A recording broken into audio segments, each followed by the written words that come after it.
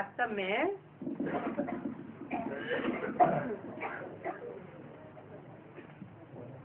दादा लेखराज को भी कंट्रोल करने वाली कोई आत्मा थी यज्ञ में या नहीं? उसके लिए मुरलियों में क्या आया है? ऐसे बच्चे थे जो मम्मा बाबा को भी डायरेक्शन देते थे, ड्रिल कराते थे,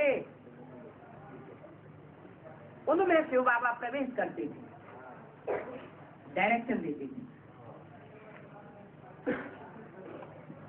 तो जो मम्मा बाबा को भी ड्रिल कराते थे, डायरेक्शन देते थे, वो डायरेक्शन देने वाले बड़े हुए या डायरेक्शन लेने वाला बड़ा हुआ? देने वाला डायरेक्टर हुआ ना। तो मुरलियों से ये साबित होता है कि यज्ञ के आदि में ब्रह्मा सरस्वती को भी कंट्रोल करने वाली कोई आत्माएं थी। इसलिए मुरली में आगे बोला है, इन मम्मा बाबा को वास्तव में माता पिता नहीं कहेंगे। क्या? इन मम्मा बाबा को माना ब्रह्मा सरस्वती को, दादा लेखराज ओम राजे को माता पिता नहीं कहेंगे। माता पिता का कोई दूसरा रूप है जो आगे चल के प्रत्यक्ष होने वाला है सारे संसार के सामने। सारा संसार उनको पहचानेगा एडम और ईव के रूप में। क्रिश्चियन चाहे 100 करोड़ हो और चाहे 150 करोड़ की संख्या हो जाए, लेकिन सारे ही क्रिश्चियंस क्या मानेंगे? उन्हें एडम और ईव को मानेंगे, जानेंगे, प्रैक्टिकल में समझेंगे। ओम राजे दादा लेखराज का जो शरीर है 65 से लेकर के और 69 तक छूट गया, तो 150 करोड़ क्रिश्चियन से कैसे मानेंगे? मूल्य में तो बोला है अगर फादर है तो फादर जरूर मिलना चाहिए। फादर सिर्फ कहे और कभी मिले ही नहीं, वो फादर कैसे हो सकता है? इससे क्या साबित हुआ कि जो भी ह्यूमैनिटी का गॉड फादर होगा वो अपने बच्चों से मिलेगा जरूर, प्रैक्टिकल में होगा तब मिलेगा। अब ये दूसरी बात है, कोई कोई से क्लोज कांटेक्ट में आके मिलेगा, क्लोज कनेक्शन में आकर के मिलेगा, कोई से दृष्टि मात्र मिलेगा, कोई को कानों के श्रवण मात्र से मिलेगा, रेडियो में, टेलीविजन में कान से सुनेंगे, आंख से देखेंगे और उनको निश्चय हो जाएगा हाँ ये प्रैक्टिकल पार्ट चल रहा है। तो मिलने की अपनी परसेंटेज अलग अलग होगी, लेकिन ये अनुभूति सबको हो जाएगी कि प्रैक्टिकल में बाप आया हुआ है। तो बाप का वो रूप वो 69 तक प्रत्यक्ष हुआ नहीं कहा जा सकता। और अजय कवानी में भी बाप का प्रत्यक्षता वर्ष तो 76 ही बताया गया, उससे पहले क्यों नहीं बताया?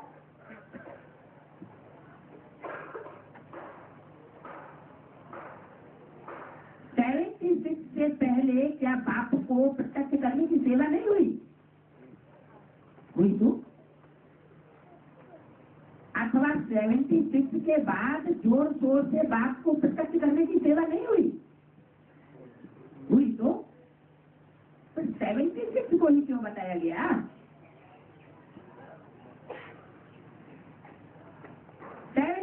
के लिए बोला है कोई को निमित्त बनना पड़ता है, विनाश तो होगा। जैसे अर्जुन को कहा निमित्त मात्रम भव सब विसाकिन, ब्रह्मा द्वारा स्थापना, शंकर शंकर द्वारा विनाश। तो मनमोहनी दीदी से पूछा तो शंकर कौन? यह भी एक बुझे रहस्य है। तो जो बुझे रहस्य है, उस रहस्य को बात बात में उड़ाया नहीं जा सकता।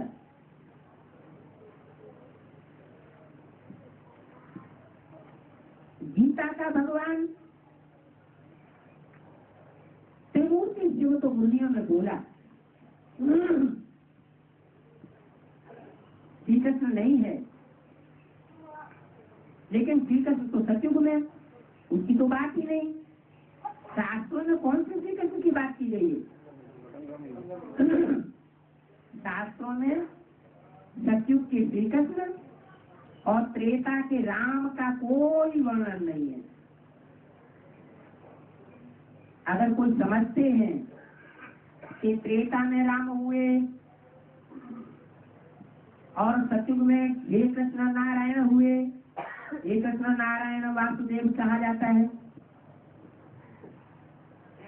तो वो उनकी गलत फहमी है। वो असलियत को नहीं जानते हैं कि हर युग में परमात्मा बाप नहीं आता है। वो तो सिर्फ जब सृष्टि का घोर पतन हो जाता है, कलयुग के अंत में ही आता है। और राम कृष्ण की आत्माओं के थ्रू संसार में प्रत्यक्ष होता है, हीरो हीरोइन के रूप में। राम कृष्ण की आत्माएं ही निमित्त बनती है सारा कार्य संपन्न कराने के लिए, मुख्य रूप में।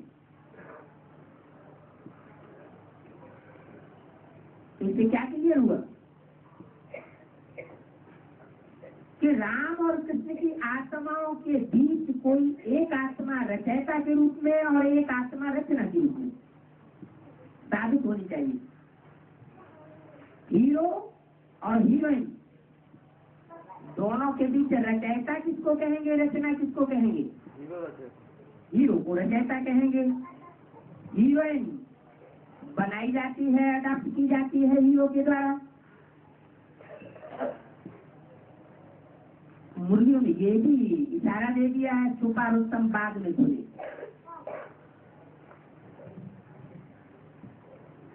मानो जो मुख्य पात्रधारी है, हीरो पात्रधारी है, जैसे शिव बाप अपने को गुप्त रखता है संसार में, पहले अपने को नहीं प्रत्यक्ष करता। पहले किसको प्रत्यक्ष करता है? बच्चों को प्रत्यक्ष करता है। फादर दो सन, और बच्चे भी क्या करते हैं? जो बच्चे संपन्न स्टेज में पहुंच जाते हैं, बाप को पूरा पूरा समझ लेते हैं, बाप से पूरी पूरी प्राप्ति का अनुभव करने लगते हैं, तो वो क्या करते हैं फिर? सन्स और फादर। तो कौन प्रत्यक्ष होगा और कौन बाद में प्रत्यक्ष होगा? जरूर बच्चे पहले। जो फादर है वो अपने खास खास बच्चों को पहले सत्य के सामने रख देता है। कौन विशेष विशेष आत्माएं हैं? कौन विशेष विशेष ग्रुप हैं? कौन हर धर्म के मुखिया हैं? उन धर्म के आधारभूत कौन हैं? उनकी बीजरूप आत्माएं कौन है? आश्चर्यतन कौन है? नवग्रह कौन है? ये बाप पहले प्रत्यक्ष करता है। जैसे जैसे बच्चों को अपने स्वरूप का निश्चय होता जाता है, वो बच्चे अपने देह अभिमान को त्याग कर सर हथेली पर लेकर बाप की प्रत्यक्षता के मैदान में कूद पड़ते हैं।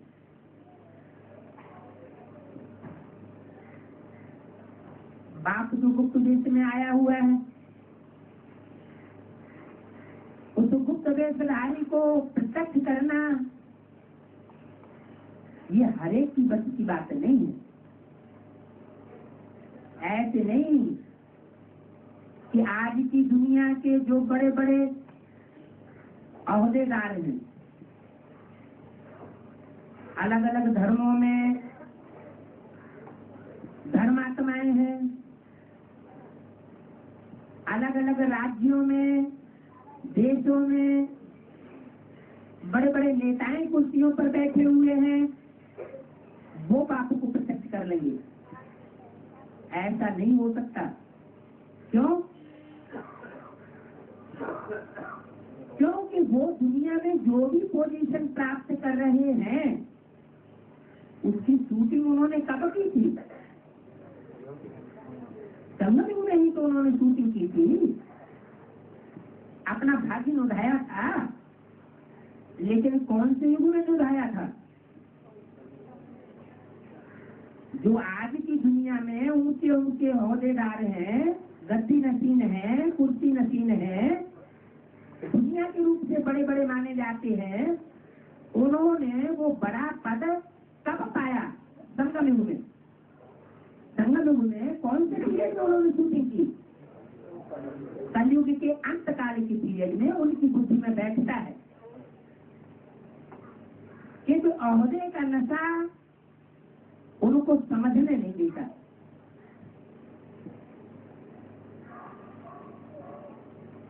जो नशा होता है ना दुनिया में, प्रभुता पाहि काहि मद नाही, मद माने अहंकार। किसी को प्रभुता प्राप्त हो जाती है तो उसका अहंकार बढ़ जाता है, और अहंकार के कारण वो असलियत को, सत्य बात को नहीं पहचान सकता। कि सैकड़ों चाटुकार उनके पीछे लगे हुए होते हैं, चमचागिरी करने वाले उनके पीछे लगे हुए होते हैं, बुद्धिमान होते हुए भी उनकी बुद्धि उन चाटुकारों के प्रभाव से प्रभावित होने के कारण सत्य बात को नहीं पहचान पाती। सच्चाई क्या है उसको ग्रहण नहीं कर सकते, इसलिए वो बात को प्रत्यक्ष भी नहीं कर सकते। कौन प्रत्यक्ष करेंगे? जो सृष्टि के अंत काल में आकर के ऊंचा ओहदा पाने वाली आत्माएं हैं वो प्रत्यक्ष करेगी, या जो सृष्टि के आदि काल से ही ऊंचा पद पाने वाले हैं और अनेक जन्मों में उन्होंने हीरो पार्ट बजाया है, वो प्रत्यक्ष करेंगे। वैसे भी लौकिक दुनिया में भी देखा जाए तो जो जवानी में बच्चे पैदा होते हैं वो ज्यादा पावरफुल होते हैं या बुढ़ापे की औलाद ज्यादा पावरफुल होती है? क्योंकि पहले पहले जो बच्चे जन्म लेते हैं या जो बच्चा जन्म लेता है वो लंबे काल की प्योरिटी के बाद जन्म लेता है। तो प्योरिटी से ही पर्सनालिटी बनती है। इसलिए बड़े बच्चे को भारतीय परंपरा में नहीं, दूसरे धर्मों की परंपरा में भी पहले पहले राज्य का अधिकारी बनाया गया। ये फाउंडेशन कहाँ पड़ता है? संगम युग में फाउंडेशन पड़ता है। इसलिए बाबा ने भी मुरली में बोला है गॉड इज वन, तो गॉड का बच्चा भी वन कहा जाता है। क्या? गॉड इज वन, तो गॉड का बच्चा भी वन कहा जाता है। बल कहते हैं त्रिमूर्ति ब्रह्मा, वो तो भक्ति मार्ग में कह देते हैं भक्त लोग। ब्राह्मणों की संगम की शूटिंग में जो भक्तों की शूटिंग करने वाले हैं वो ब्रह्मा के ही 3 फीचर्स बना देते हैं। क्या दिखाने के लिए? कि ब्रह्मा ही तीनों रूपों में पाठ बजाता है। तो 30x40 इंच का चित्र है, उसमें क्या दिखाया गया? तीनों ही चित्रों में ब्रह्मा का फीचर रख दिया। तो भक्त लोग बताते हैं त्रिमूर्ति ब्रह्मा, लेकिन बाबा क्या कहते हैं? त्रिमूर्ति ब्रह्मा या त्रिमूर्ति शिव? त्रिमूर्ति ब्रह्मा नहीं है, 3 मूर्तियों को रचने वाला शिव है। शिव सुप्रीम सोल जब इस सृष्टि पर आता है तो 3 मूर्तियों के साथ आता है। इसलिए यज्ञ के आदि में ब्रह्मा बनाम कृष्ण वो मूर्ति नहीं होती है। जिस त्रिमूर्ति का झंडा अंत में सारे विश्व में लहराएगा, झंडा माना कपड़े का झंडा लहराएगा क्या? कपड़े के झंडे की बुलंदी होगी क्या? कोई चैतन्य शरीर रूपी वस्त्र है 3 जो हर हर बम बम का नाद जब सारे संसार में गूंजेगा, धीरे धीरे शहर शहर में एटॉमिक एनर्जी सूखती रहेगी और बाप की प्रत्यक्षता होती रहेगी। सारे विश्व में वो चैतन्य त्रिमूर्ति का झंडा बुलंद होगा या कपड़े का झंडा बुलंद होगा? विश्व विजय करके दिखलावे तो क्या कपड़े के झंडे ने विश्व विजय करके दिखाई है कि कोई 3 चैतन्य शरीर रूपी वस्त्र हुए हैं जिन्होंने सारे संसार पर विश्व विजय करके दिखाई? किसने दिखाई? कोई चैतन्य शरीर रूपी वस्त्र हुए हैं, वो है ही ब्रह्मा विष्णु शंकर, जिनकी यादगार में आज का झंडा बना हुआ है, जिसमें 3 शेरों की लात दिखाई जाती है। नोटों पर भी वो लात दिखाते हैं, कोर्ट स्टाम्प पेपर पर भी वो लात दिखाते हैं, सरकारी कागजों पर भी वो लात आज भी दिखाते हैं। 2500 वर्ष से लगभग वो 3 शेरों की लात दिखाई चली आती है।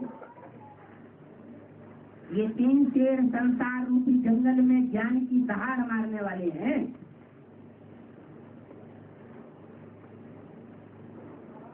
कभी कोई प्रत्यक्ष होता है विशेष रूप में, कभी कोई प्रत्यक्ष होकर अपना पाठ बजाता है और कभी तीसरी मूर्ति प्रत्यक्ष होकर अपना बुलंद रूप में पाठ बजाती है।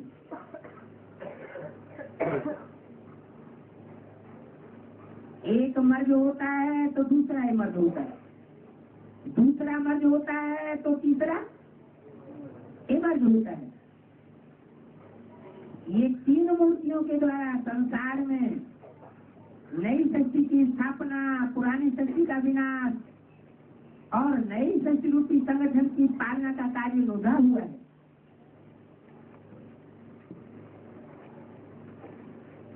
तो परमात्मा बाप शिव जब परम धाम छोड़कर इस सृष्टि पर आते हैं तो आते ही आते 3 मूर्तियों की स्थापना करते हैं।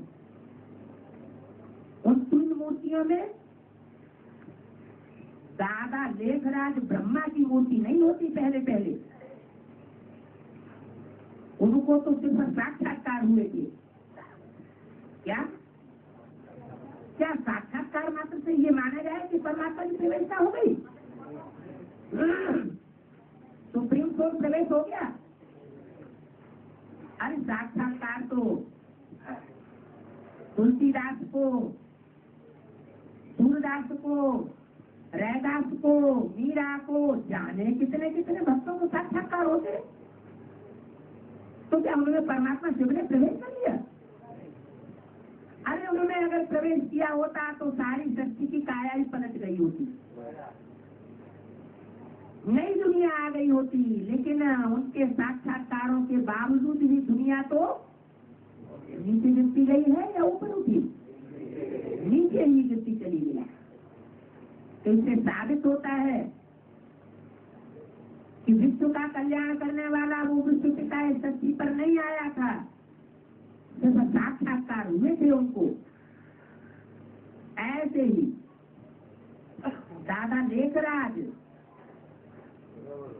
ब्रह्मा को सिंध हैदराबाद में जो साक्षात्कार हुए, उनसे ये साबित नहीं होता कि उनमें शिव बाप ने प्रवेश किया, क्योंकि मुरली में ही बोला हुआ है कि बाबा को साक्षात्कार हुए, ब्रह्मा का साक्षात्कार, सफेद कोष का, विष्णु का साक्षात्कार, वैकुंठ का साक्षात्कार, पुरानी दुनिया के विनाश का साक्षात्कार हुआ। बाबा बुझ गए, ये बात मुरली में बताई है। जब बुझ गए तो उन्होंने अपने गुरु को बुलाया, जो सत्संग में उस समय गुरु था, भक्ति मार्ग वाला 12वां गुरु था। गुरु ने अनभिज्ञता बताई, मुझे नहीं पता ये साक्षात्कार किसने कराए, मैंने नहीं कराई।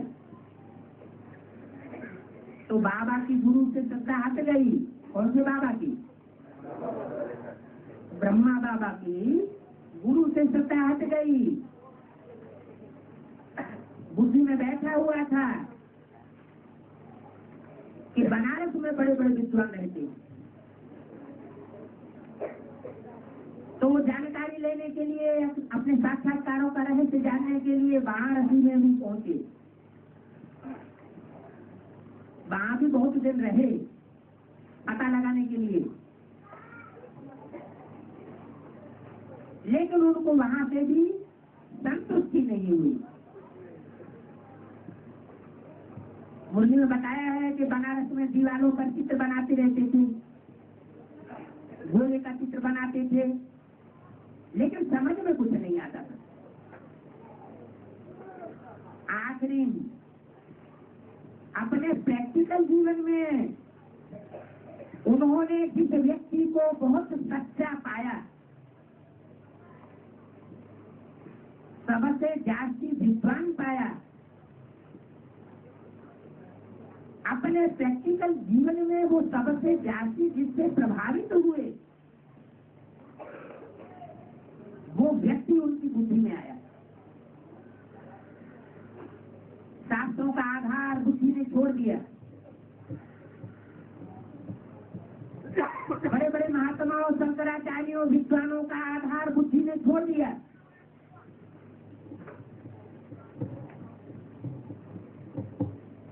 उनकी बुद्धि ने प्रैक्टिकल जीवन में पकड़ा कि कौन व्यक्ति उनके जीवन में सच्चा, सबसे ज्यादा सच्चा साबित हुआ। वो था उनका भागीदार। जिस भागीदार की सच्चाई से प्रभावित होकर बाबा ने अपने लाखों की दुकान, हीरे जवाहरातों की दुकान उसे सौंप दी।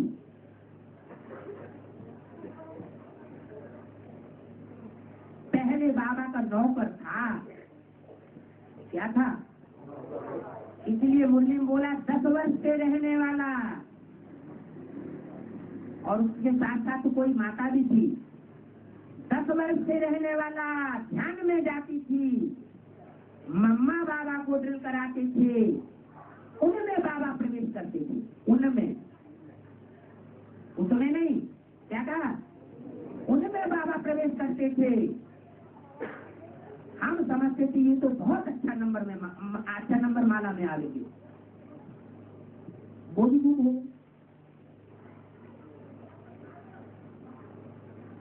तो यज्ञ के आज में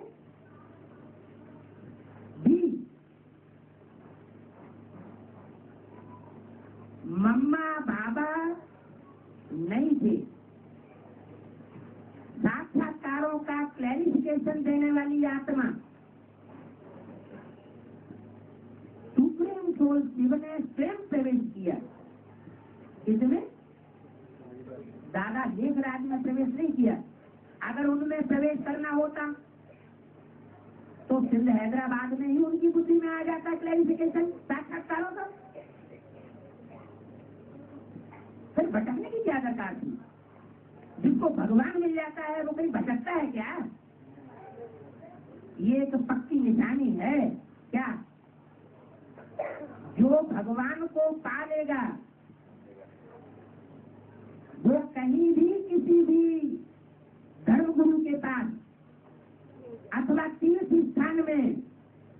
टेकेगा नहीं। मान लो एडवांस पार्टी में ही कोई निश्चय पत्र लिख करके दे रहे हैं, कोर्ट स्टाम्प पर भी लिख करके दे रहे हैं,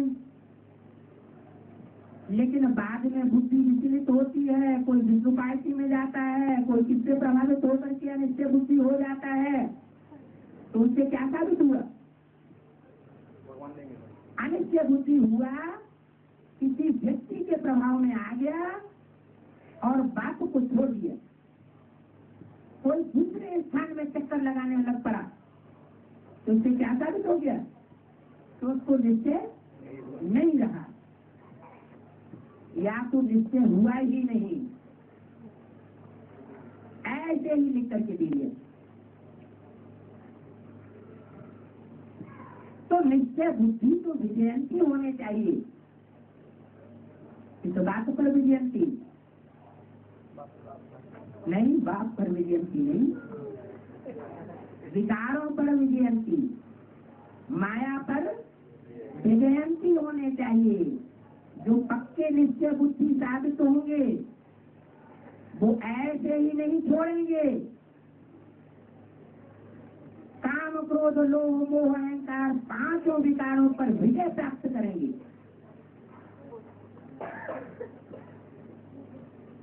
तब ज्ञानदाता पाप को छोड़ेंगे, उससे पहले नहीं छोड़ सकते।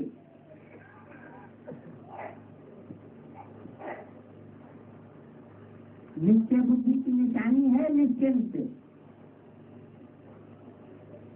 उनकी ऐसी स्टेज बन जाएगी, निसंकल्पी स्टेज, मनन चिंतन मंथन के बाद वाली स्टेज, तुरिया स्टेज, कि वो हर समय अपने को बाप के नजदीक अनुभव करेंगे।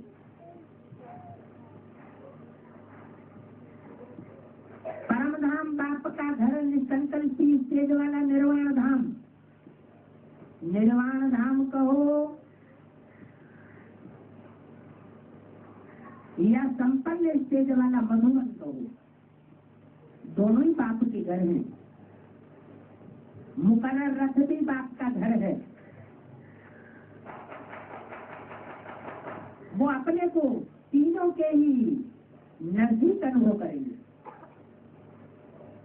उनको तीन स्टेज, परमधाम की स्टेज, मधुबनी की स्टेज अलग अलग नहीं भागेगी। तो निश्चय बुद्धि आत्माएं यज्ञ के आज में कोई नहीं बनी, कि कोई बनी नहीं, सिवाय एक की। और वो जो एक है जिसमें परमात्मा शिव ने पहले पहले प्रवेश किया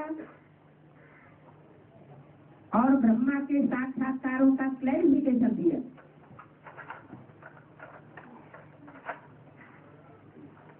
उस क्लैरिफिकेशन को देने वाला ही यज्ञ के आज में भी परमात्मा बाप का मुकर्रर रथ साबित होता है।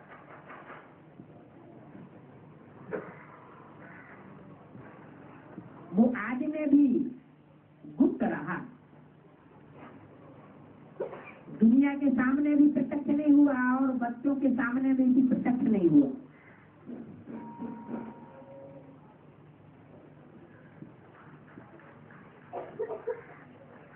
जैसे बेसिक नॉलेज में 76 से पहले कोई नहीं जानता था कि बाप का असली रूप क्या है। वो सतयुगी शूटिंग के आदि में भी गुप्त रहा और सतयुगी शूटिंग के अंत तक गुप्त रहा। अंतिम क्षण में जब अगले युग की शूटिंग शुरू होती है तो जो विशेष ब्राह्मण को देवता बनने वाले पक्के बच्चों के सामने प्रत्यक्ष हुए।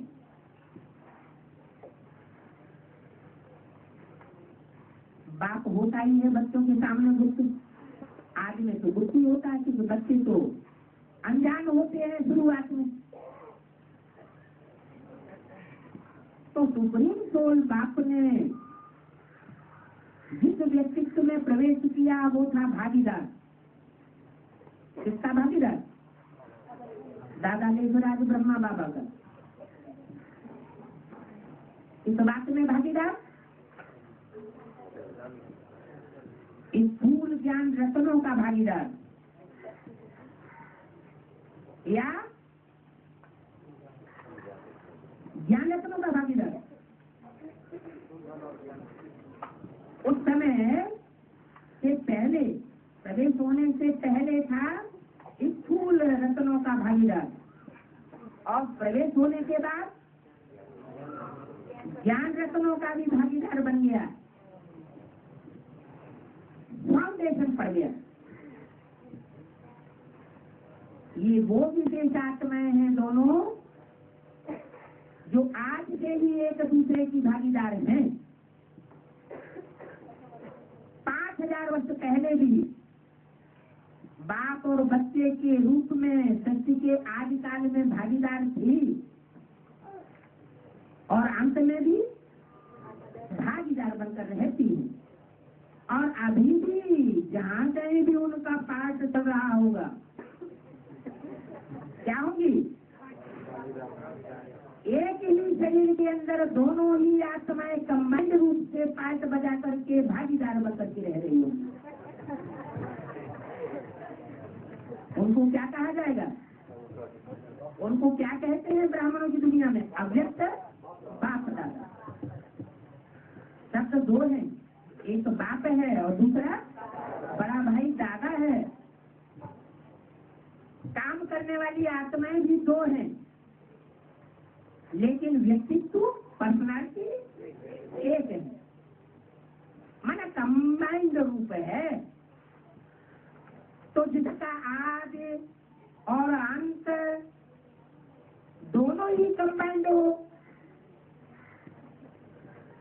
तो सारा जो 84 जन्मों का पाठ चलेगा उसमें एक दूसरे से अलग होंगे क्या? है? नहीं। लेकिन भक्त लोगों ने क्या कर दिया? राम के भक्त रहीम के बंदे हैं दोनों आंखों के अंधे। राम के भक्तों में और कृष्ण के भक्तों में लड़ाई हो जाती है। तो मुरली में बोला है, राम के भक्त अगरबत्ती जलाएंगे तो वो पर्दा डाल देंगे बीच में। इनकी अगरबत्ती की खुशबू हमारे तक ना आ जाए। और कृष्ण के भक्त अगरबत्ती जलाएंगे तो बीच में दीवार डालेंगे कि इनकी खुशबू हमारे तक ना आ जाए। तो राम और कृष्ण के भक्तों में तो लड़ाई हो जाती है। वास्तव में लड़ाई की कोई बात नहीं है, ये न समझ पाने की बात है। भक्त तो अंदर श्रद्धालु होते हैं, बुद्धि से ज्ञान को समझने की चेष्टा नहीं करते। इसलिए बाप कहते हैं, ज्ञानी तू आत्मा मुझे विशेष प्रिय है। कैसी आत्मा? ज्ञानी तू आत्मा मुझे विशेष प्रिय है। ज्ञानी तू आत्मा की लिस्ट में बेसिकली कृष्ण की सोल भी है। क्या? कृष्ण की सोल संगम युग में जो दादा लेखराज का पाठ बजाती है वो बेसिकली है 100% क्या? ज्ञानी। क्यों?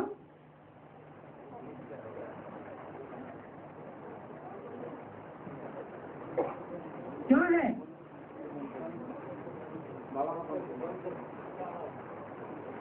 ये क्यों है?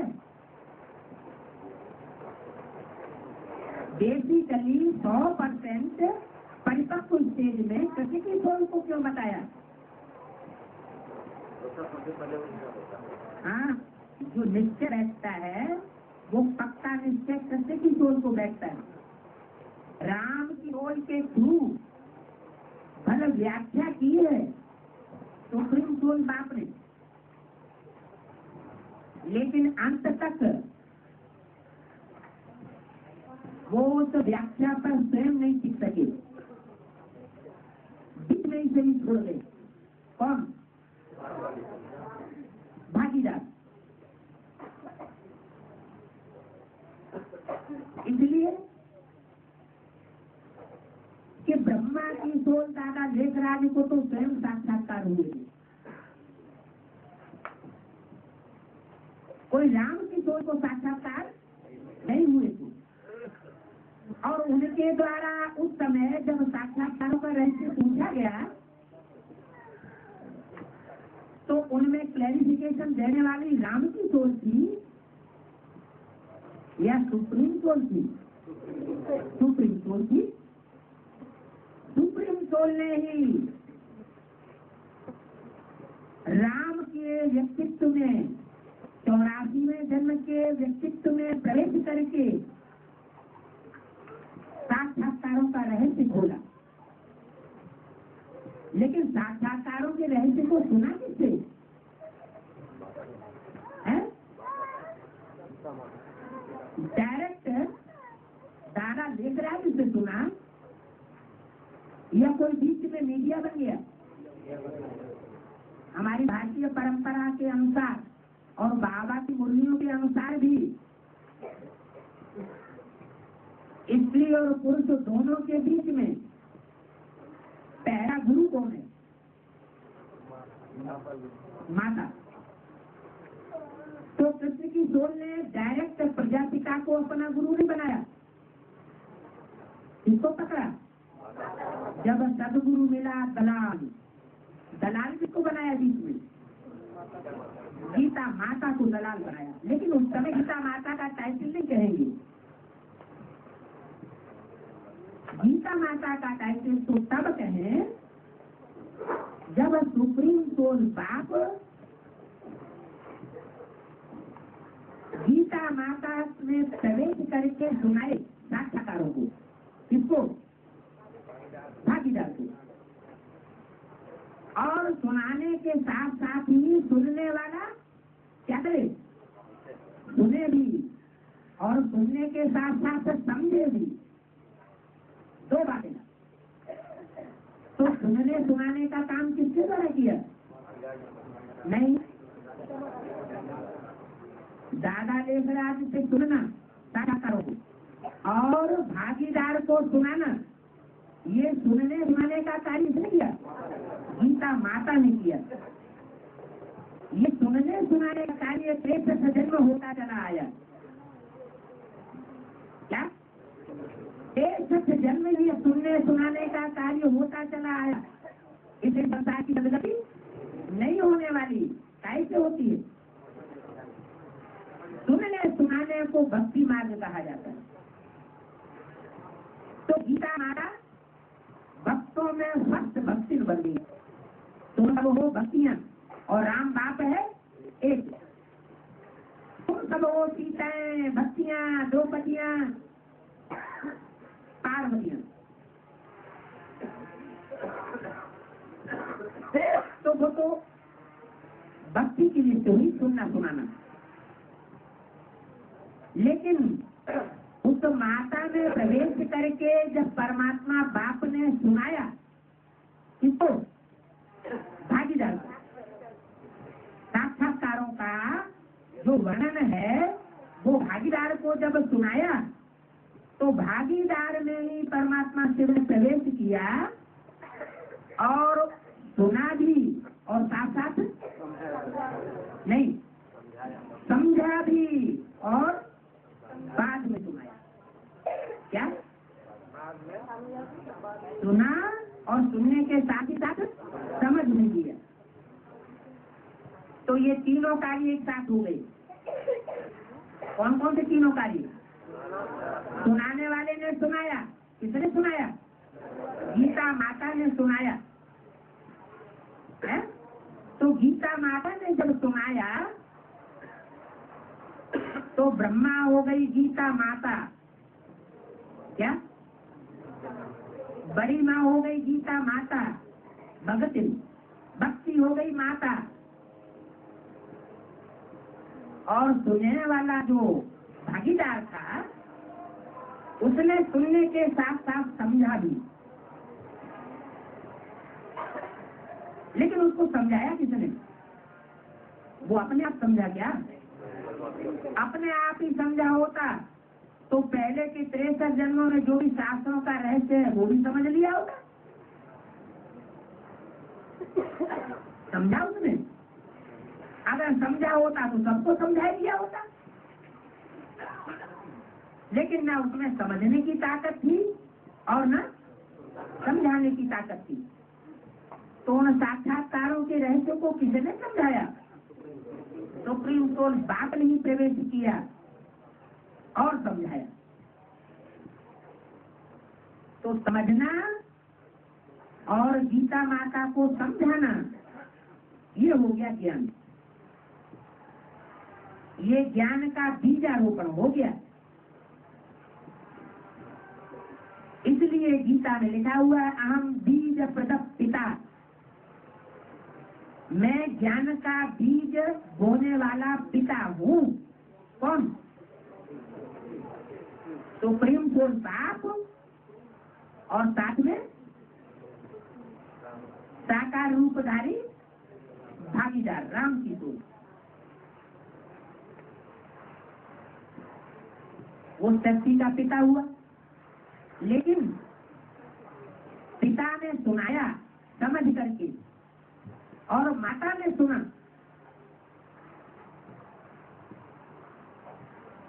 लेकिन वो कांस्टेंट के लिए हुआ या अल्पकाल के लिए हुआ? अल्पकाल के लिए इसलिए हुआ कि दादा लेखराज को साक्षात्कार हुए थे, राम वाली सोल को, राम का वो भागीदार को साक्षात्कार नहीं हुए थे। तो ज्यादा पक्का निश्चय उस समय किसको बैठेगा? जिसको साक्षात्कार हुए, जिसने साक्षात्कारों का प्रैक्टिकल अनुभव किया, वो उन पर ज्यादा विश्वास ज्यादा समय के लिए रखता था। एकदम एवरलास्टिंग कहा जाए कि दादा लिंगराज ब्रह्मा ने एवरलास्टिंग निश्चय धारण कर लिया, ऐसा भी नहीं। लेकिन प्रजापिता वाली सोल, राम वाली सोल के मुकाबले उसका निश्चय ज्यादा लंबे समय तक टिका। इसलिए उनको अपने साक्षात्कारों पर विश्वास हो गया कि सफेद पोषधारी ब्रह्मा का पार्ट मेरा है। कृष्ण का साक्षात्कार हुआ, उससे उनको पक्का निश्चय हो गया कि मैं ब्रह्मा अगले जन्म में कृष्ण का रूप धारण करने वाला हूँ, कृष्ण के रूप में जन्म लेने वाला हूँ। वैकुंठ की नई शक्ति आने वाली है, क्योंकि वैकुंठ का भी साक्षात्कार हुआ और विष्णु चतुर्भुज का भी साक्षात्कार हुआ। तो ब्रह्मा बाबा दादा लेखराज को पक्का निश्चय बैठ गया, राम के मुकाबले कहीं ज्यादा पक्का। इसलिए बाबा मुरली में कहते हैं राम फेल हो गया। क्या? राम फेल हो गया। क्यों? ज्ञान तुमने सुनाया था, ज्ञान सुनाने वाला फेल हो गया और सुनने वाला लंबे समय पास तो नहीं हो गया। प्रैक्टिकल फाइनल पेपर में पास हो जाए तब पास कहा जाता है, लेकिन पहले फेल कौन हुआ? राम फेल हो गया। तो राम फेल हो गया और उस समय की बात के हिसाब से कृष्ण की सोल दादा लेखराज पास हो गए।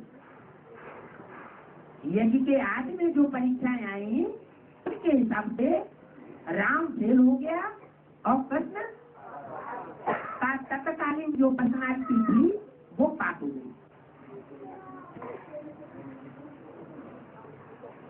राम ही फेल हो गया, राम बाप ही फेल हुआ, या साक्षात गीता माता जिसके द्वारा ज्ञान सुना था वो भी फेल हो गई। राम फेल होगा तो सीता तो ऑटोमेटिक फेल हो जाएगी। क्योंकि रचयिता और रचना का संबंध है। रचयिता ही फेल हो गया तो रचना भी फेल होगी। यज्ञ के आज में किसी को पता नहीं चला कि अहम बीज प्रतः पिता, सारी सृष्टि का पिता कौन है? वही आत्मा है। भागीदार और गीता माता। शरीर छोड़ने के बाद जैसे बाबा ने बोला है कि ब्राह्मण जन्म लेकर के जो शरीर होते हैं वो अगले जन्म में क्या बनेंगे? फिर आकर के ब्राह्मण बनेंगे। उनका किया हुआ पुरुषार्थ व्यर्थ नहीं जा सकता। वो अगले जन्म में भी आकर के ब्राह्मण ही बनते हैं। तो वो आत्माएं जब ब्रह्मा सरस्वती का कार्य पूरा होता है फिर आकर के जन्म लेती है।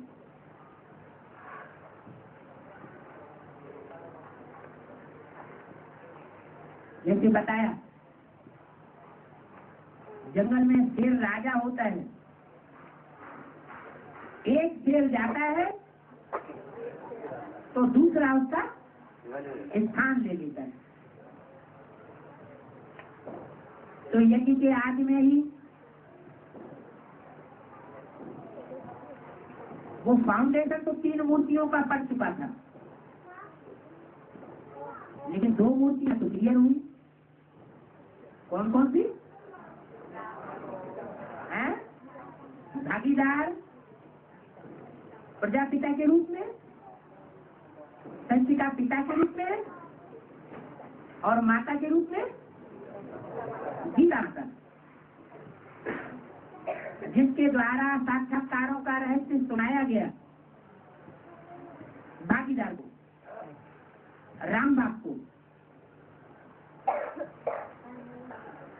तो सुनाने वाली ने जब सुनाया तभी तो प्रजापिता बना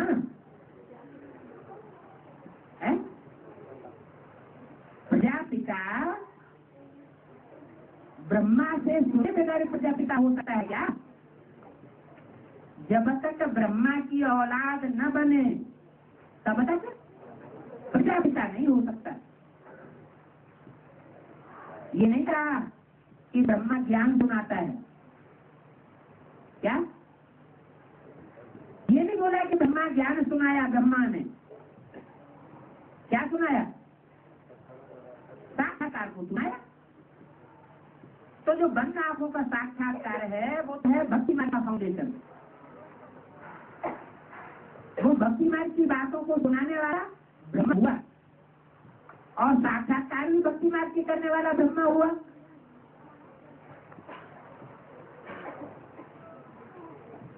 वो बच्चे के रूप में बाघ जन्म लेता है, लेकिन माता ने पहले सुनाया तो माता हो गई आदि ब्रह्मा। कौन हुई आदि ब्रह्मा? गीता माता हुई आदि ब्रह्मा। तो जो आदि सो अंत, आदि में जो होता है वो अंत में भी प्रत्यक्ष होता है। वही आत्मा दोबारा जन्म लेकर के जब इस यज्ञ में आती है तो ब्रह्मा की सोल, सारा लेखराज की सोल, जिसने माँ का प्रैक्टिकल पार्ट प्यार देने का यज्ञ में पालना का बजाया, लेकिन संपन्न रूप नहीं बना, वो आत्मा उसी गीता माता के अग्रिम शरीर में प्रवेश करती है और संसार के सामने उस रूप में प्रकट होती है जो ब्रह्मा का पूजा जाता है। माना ब्रह्मा का दाढ़ी मूछ वाला रूप नहीं पूजा जाता। ब्रह्मा माने ब्रह्म माने बड़ी और माँ माने माँ बड़ी माँ। सारे सत्य की बड़ी माँ ब्रह्मा के रूप में नहीं पूजा जाता, क्योंकि वो तो पुरुष तन था।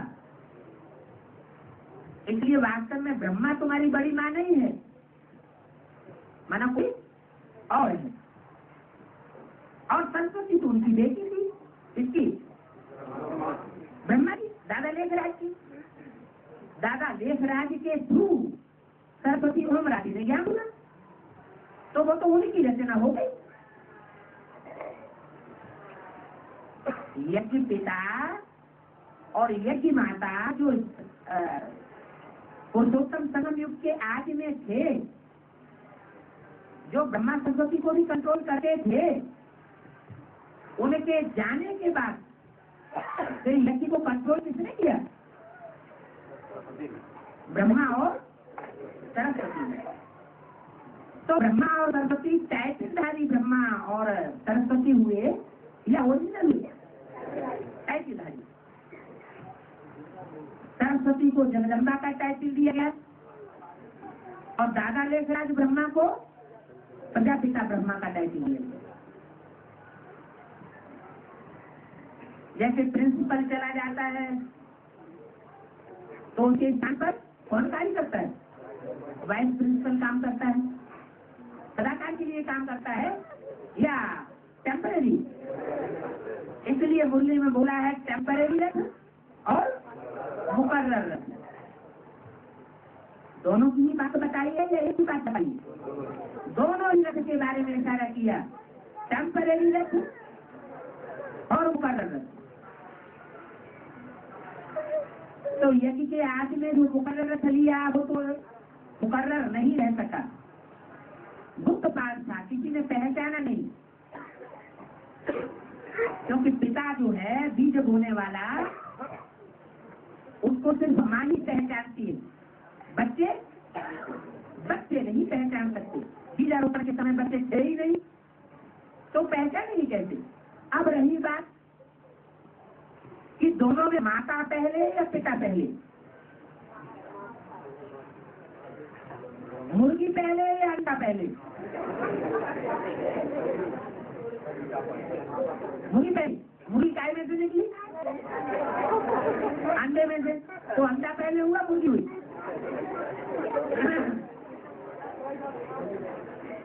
पहले और बाद की बात नहीं है।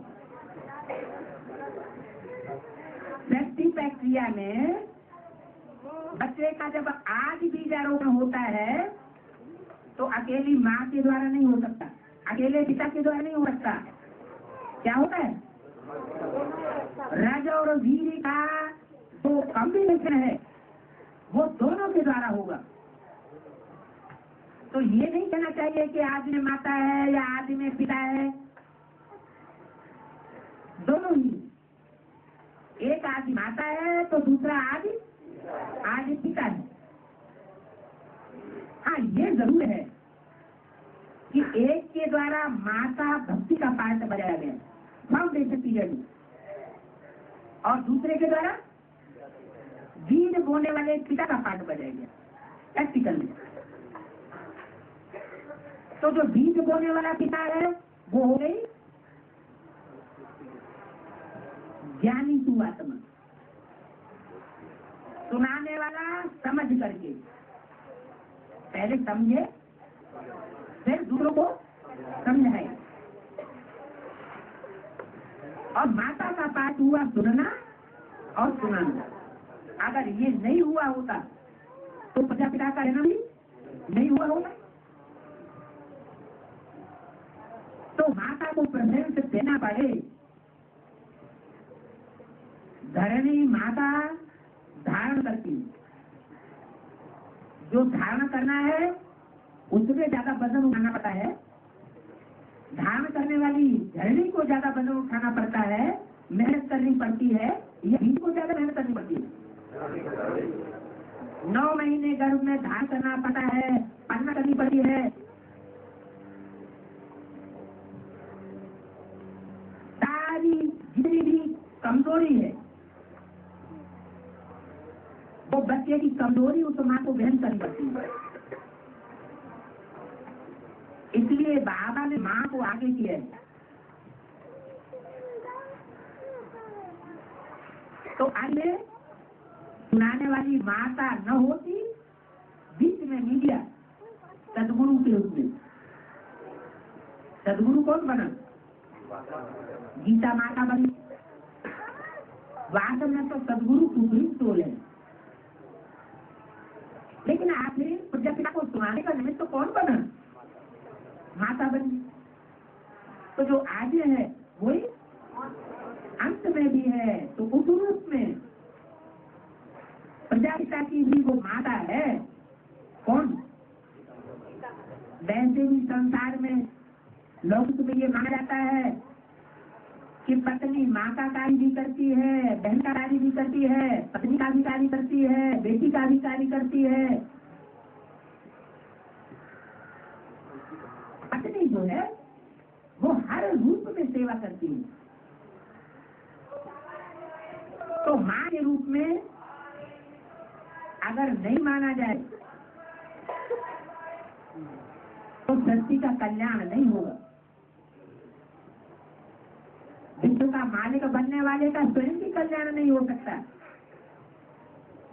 क्योंकि नई विश्व की जो बादशाही बनेगी उसमें राजमाता भी चाहिए, तो राज्य लक्ष्मी भी चाहिए। पहले कौन कर? पहले तो राजमाता को स्थान देना पड़ेगा।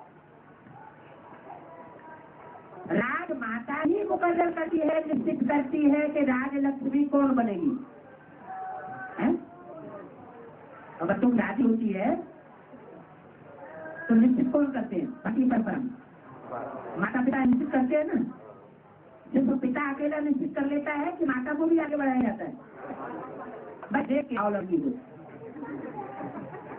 गोद भर के आओ। गोद भरते हैं ना, तो वो तो स्थूल धन संपत्ति से गोद भरी जाती है, लेकिन यहाँ तो ज्ञान रत्नों से गोद भरने की बात है। स्थूल धन संपत्ति से गोद भरने की बात नहीं है।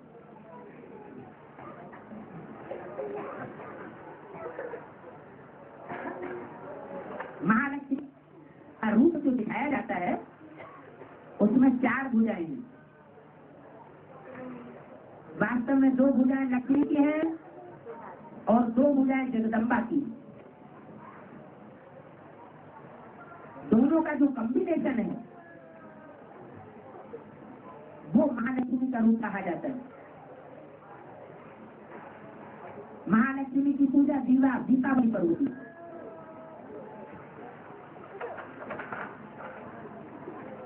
ये माताओं के स्वरूप हैं, इसलिए मुरली में कभी कभी सुना होगा या आदित्यवाणी में सुना होगा, छोटा बाप बड़ा बाप, छोटी माँ बड़ी माँ। ये आता है ना। तो हमारा परिवार है, भारतीय परिवार है। भारतीय परिवार की जो परंपराएं प्राचीन काल से चली आ रही है, उन्हीं प्राचीन सर्वोपरि परंपराओं को वापस सुप्रीम सोल अभी निश्चित करने के लिए आया है। गीता माता पहली रचना है और रचयिता बाप शिव है। इसके थ्रू जो देव महादेव कहा जाता है, देवताओं में बड़ी मूर्ति महादेव, जो 3 सूक्ष्म पुरियां दिखाई जाती हैं उनमें सबसे ऊपर की पुरी कौन सी? शंकर पुरी। स्टेज की बात है तो उसमें जैसे तीनों मूर्तियां समाई हुई होती है। चंद्रमा के रूप में ब्रह्मा भी समाया हुआ है उस जगत पिता में, और छोटी माता के रूप में पार्वती माँ भी समाई हुई है। माना जो अभी अंत में अव्यक्तवाणी में बोला, 3 चीज प्रत्यक्ष हुई है, सिद्ध हुई है बच्चों की बुद्धि में। नंबर 1 कौन सी? ब्रह्मा, संपन्न रूप में तो विष्णु, वैष्णवी मूर्ति जो परिवर्तन शक्ति है, बैलेंस रखने वाली शक्ति है, और ब्रह्मा, बाप और जगदम्बा। बाप कौन? प्रजापिता। 76 में भी बता दिया गया था, मुरली में 10 साल पहले ही बता दिया गया था, 76 से पहले। इन लक्ष्मी नारायण का जन्म कब हुआ? आज से 10 वर्ष कम 5000 वर्ष हुआ जब लक्ष्मी नारायण का जन्म हुआ। इस वाक्य के हिसाब से 76 जो है वो लक्ष्मी नारायण का जन्म संवत साबित हो जाता है ज्ञान के आधार पर। क्या ज्ञान सिर्फ उसे ही नहीं कहा जाता जो कानों से सुन लिया और दूसरों को सुना दिया। ज्ञान किसे कहा जाता है? जो सुन भी ले, समझ भी ले, दूसरों को समझा भी ले और साथ साथ प्रैक्टिकल जीवन में आचरण भी करे। कोई ज्ञान को सुनता है, समझता भी है, दूसरों को सुनाता भी है, लेकिन खुद अगर प्रैक्टिकल जीवन में धारणा नहीं होता है तो वो लक्ष्मी पद पा सकता है? नहीं पा सकता। इसलिए एक ही देवी ऐसी है जो काला रूप धारण करते हुए नहीं दिखाई गई है। उसका नाम दिया गया महागौरी।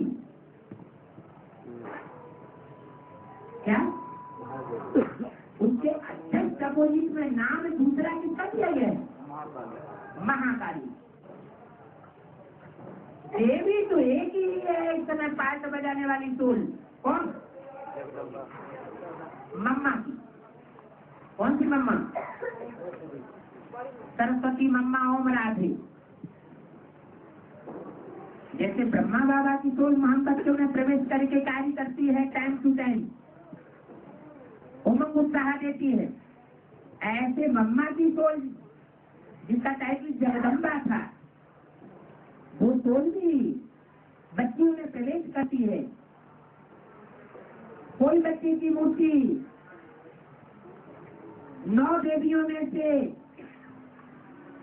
किसी रूप में प्रत्यक्ष होगी, कोई की किसी रूप में प्रत्यक्ष होगी, लेकिन वास्तव में पार्ट बजाने वाली, सर्विस करने वाली सोल एक ही है।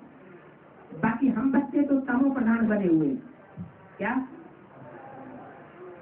तमो प्रधान आत्मा के द्वारा सेवा नहीं होती। सेवा कौन करते हैं? सूक्ष्म शरीरधारी आत्माएं जिनको अपना शरीर ही नहीं है अभी साकार रूप में,